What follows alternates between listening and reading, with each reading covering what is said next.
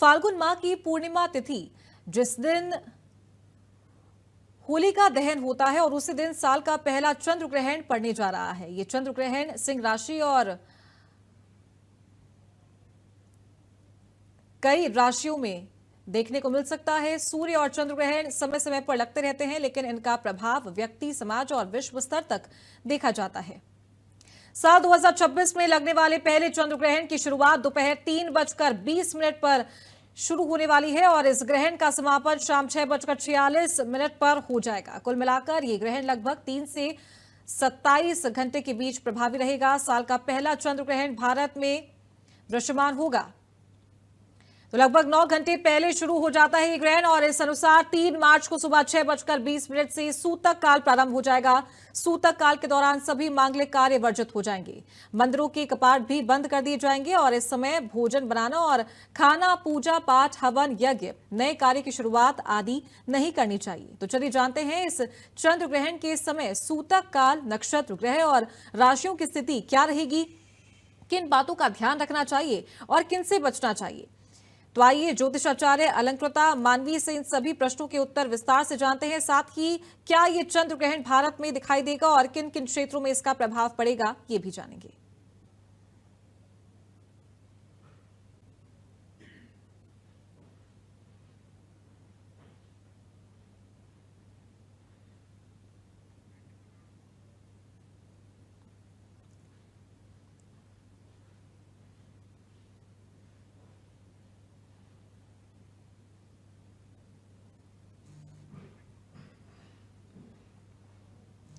तो बता दें आपको कहां कहां ये चंद्र ग्रहण दिखने वाला है। ये चंद्र ग्रहण भारत, एशिया, उत्तरी और दक्षिणी अमेरिका में दिखाई देगा। ऑस्ट्रेलिया, अफ्रीका के कई हिस्सों में भी ये चंद्र ग्रहण देखा जा सकेगा। भारत में ये सूर्यास्त के आसपास दिखाई देगा।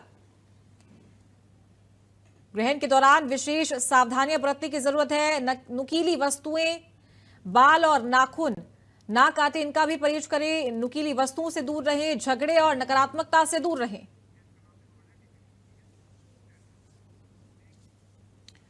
और चलिए ज्योतिषाचार्य अलंकृता मानवी हमारे साथ जुड़ गई है, उनसे जानेंगे कि ये जो ग्रहण है, चंद्र ग्रहण, इसमें किन किन चीजों का परहेज रखने की जरूरत है, किन किन राशियों पर इसका असर देखने को मिल सकता है।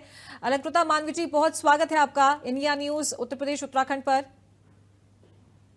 जी नमस्कार। सबसे पहले इंडिया न्यूज के अपने सभी दर्शकों को इस प्यारे से रंगों के त्योहार की अनंत शुभकामनाएं और आपको भी।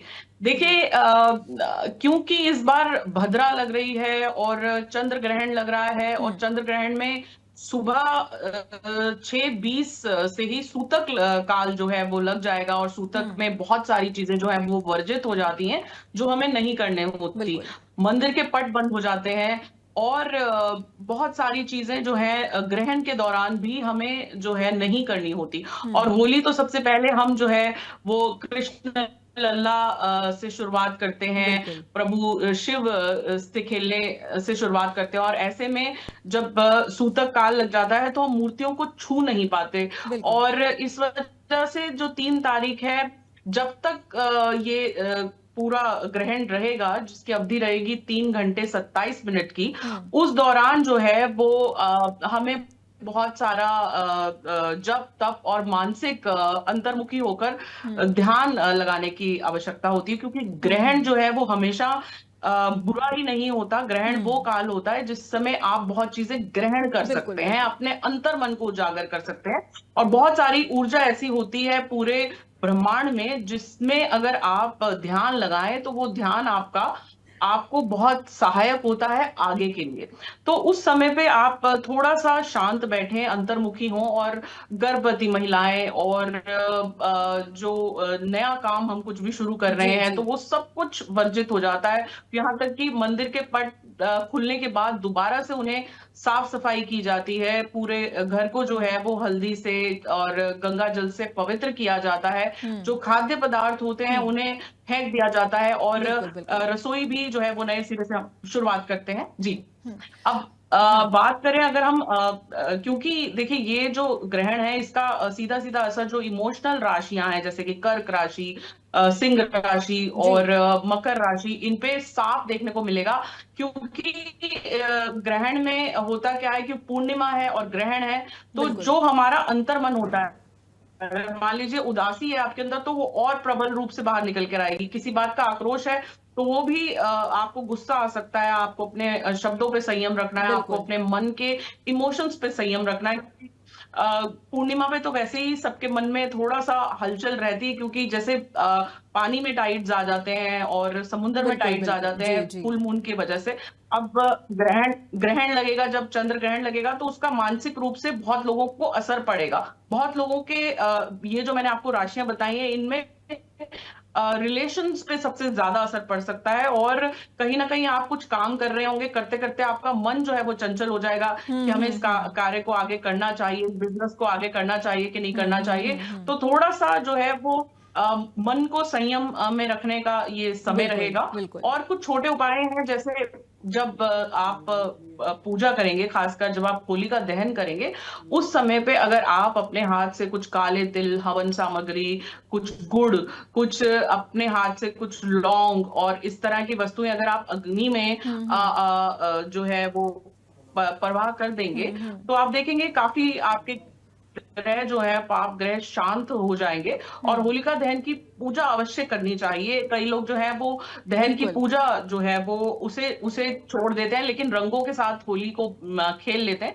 लेकिन जो होली फाल्गुन मास की जो ये होली आती है, इसमें होलिका दहन का बहुत बड़ा एक रोल होता है कि होलिका दहन की जो पूजा होती है वो एक तरह से बुराइयों पे और पूरे इविल पे अच्छाइयों की जीत को दर्शाती है। हम्म। और आपके मन में जो आक्रोश है, बिल्कुल। एंगर है, या किसी अनंतदा को जी, आप माफ नहीं कर पा रहे एक हैं, तो सवाल है मेरा। एक सवाल है कि देखिए होला अष्टक चल रहा है और होलिका दहन के साथ ही जो होला अष्टक है उसकी समाप्ति होती है और उसी बीच ये ग्रहण पड़ रहा है। जैसे कि आपने बताया कि जरूरी नहीं है कि इसका नेगेटिव इफेक्ट ही देखने को मिले, पॉजिटिव भी देखने को मिल सकता है। पूजा पाठ लोग करते हैं, ध्यान लगाते हैं, खाना पीना नहीं करते हैं, बहुत सारी चीजें होती है।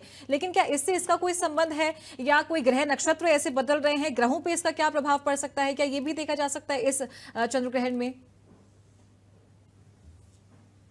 देखिए, इस बार चंद्रग्रहण के बाद बहुत उठापटक होगी। और अभी आप देख लीजिए, मैंने बहुत सारे चैनल्स पे पहले ही प्रेडिक्शन दी थी कि वॉर लाइक सिचुएशन होगी और एक रेवोल्यूशनरी चेंज आएगा। आप जैसा आप कल्पना भी नहीं कर सकते वैसे चेंजेस आएंगे।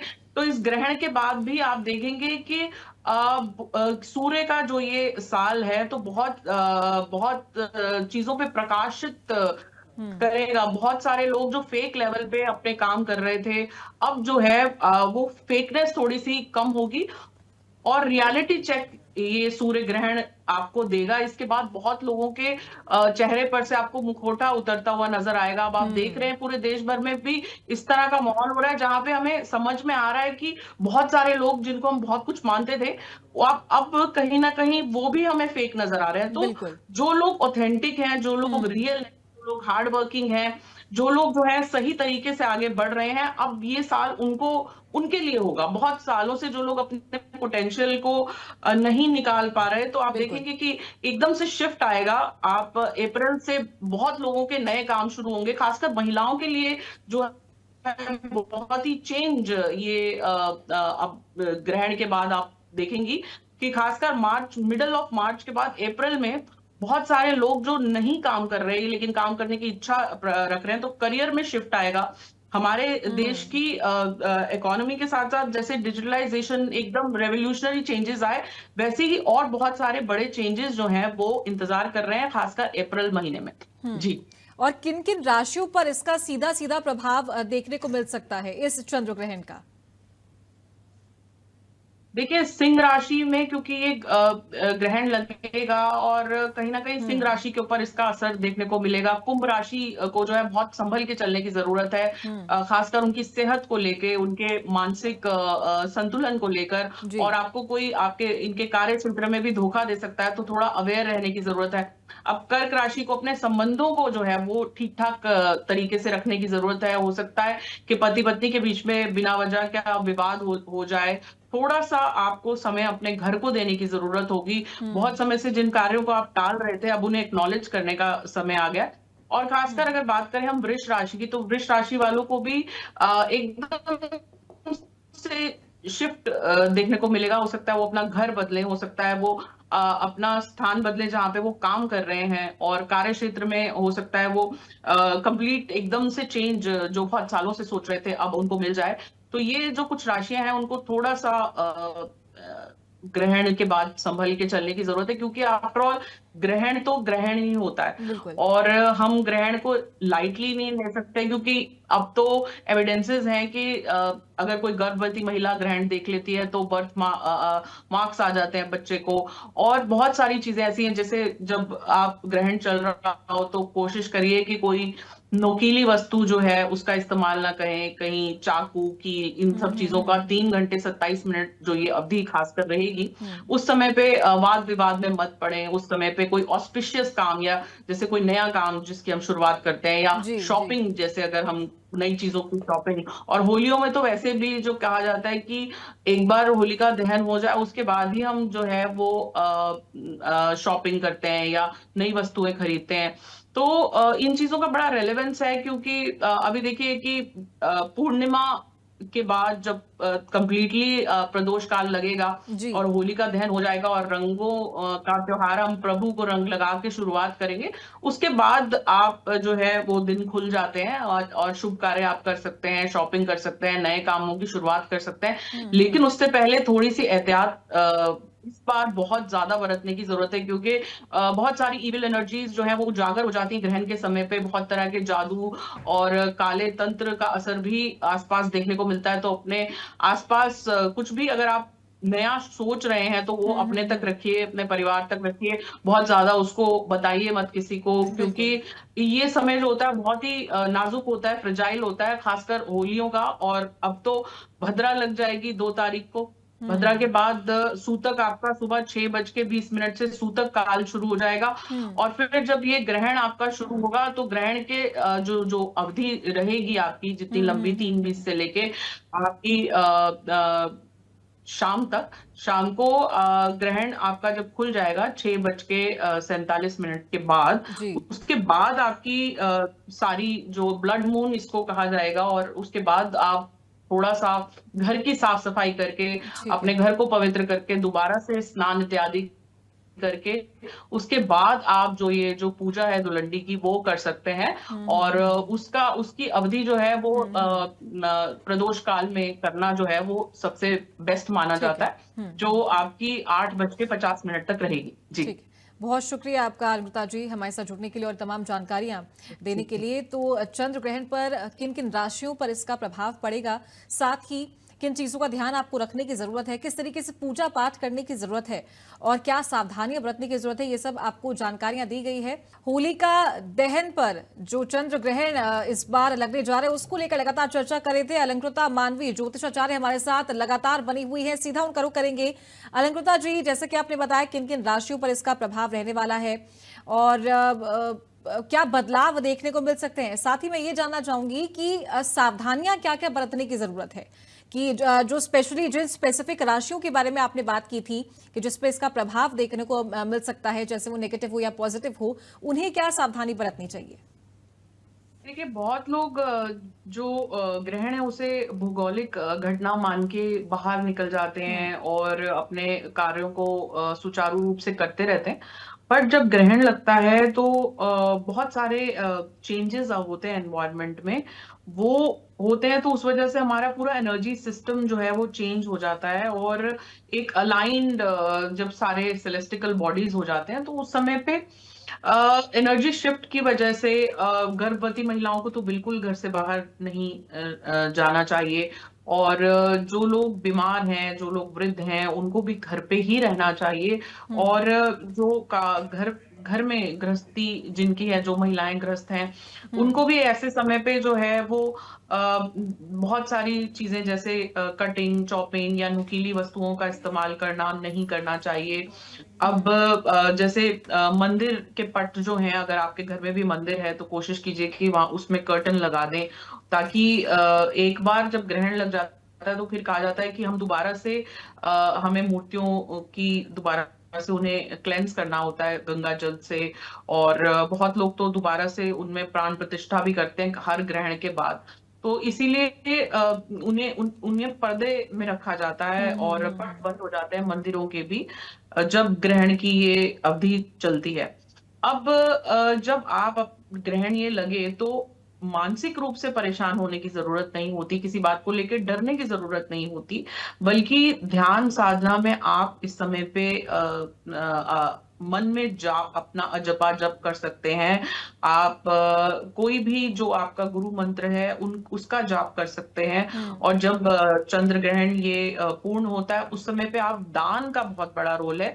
और क्योंकि चंद्र से जुड़ी हुई जितनी चीजें हैं, जैसे सफेद रंग की मिठाइयां हैं, सफेद रंग के चावल हैं, या सफेद रंग का शक्कर है, जी। उसे आप जरूरतमंद जितने सब हैं, आप आश्रमों में या जहां भी योग्य पात्र को ही दीजिए। इस बात का खास ख्याल रखिए। घर पे सबके हाथ लगा के आप आटा, चीनी, दूध, शक्कर इत्यादि इनको इनको आप दान कीजिए, तो आप देखेंगे जो ग्रहण का असर है वो आप पे कम होगा, और आपके ग्रहों का, पाप ग्रहों का असर भी इससे दान से बहुत कम हो जाता है। अब जब 3 घंटे 27 मिनट का ये लंबा ग्रहण चलेगा, उस समय पे कोशिश ये करिए कि आप जो है वो स्नान पहले कर लें, उसके बाद अपना ध्यान शुरू करें।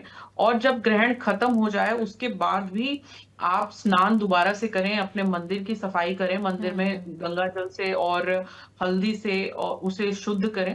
उसके बाद आप अपना जो मंदिर में फायर एलिमेंट या जोत या अखंड जोत, जो भी आपके मंदिर में आप जलाते हैं, उससे शुरुआत करके आप अपने पवित्र उससे होलिका दहन की अपनी तैयारी कीजिए।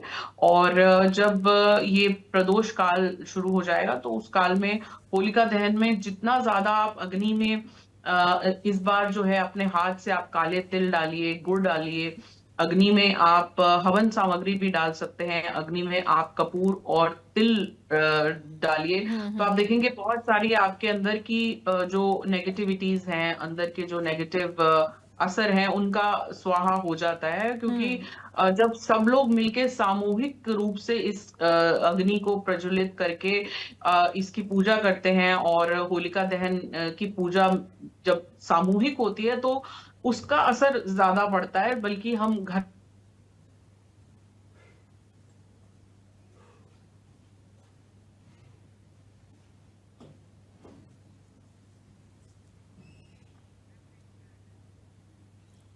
तो ग्रहण के दौरान क्या करना चाहिए, क्या नहीं करना चाहिए, इन सभी चीजों को लेकर हम ज्योतिष आचार्य से बातचीत कर रहे थे। बाल और नाखून हमें नहीं काटने चाहिए। जी अलंकृता जी। जी जी बिल्कुल, ये सब चीजें तो हैं ही। ग्रहण के दौरान मैंने पहले ही बताया कि कोई नुकीली चीज का तो हम अवॉइड करते हैं।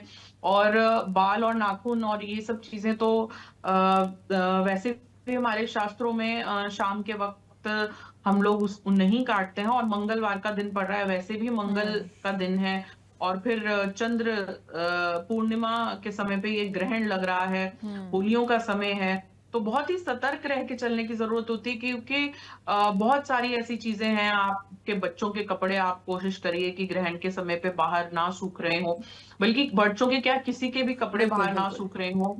आप सर धोना, बाल खुले रखना अवॉइड करिए, जो महिलाएं हैं। जो पुरुष अपने ऑफिस में जा रहे हैं तो वहां पे तो देखिए एकदम से काम तो बंद नहीं हो सकता, लेकिन वहां पे बाहर निकलना अवॉइड करें। कोई भी नई चीज, जैसे पैसों का आदान प्रदान, किसी से ठीक है। पैसे लेने हैं या देने हैं, उनको उस समय पे, उस ठीक है। जो 3.5 घंटे लंबी ये जो अवधि रहेगी उसमें अवॉइड करें।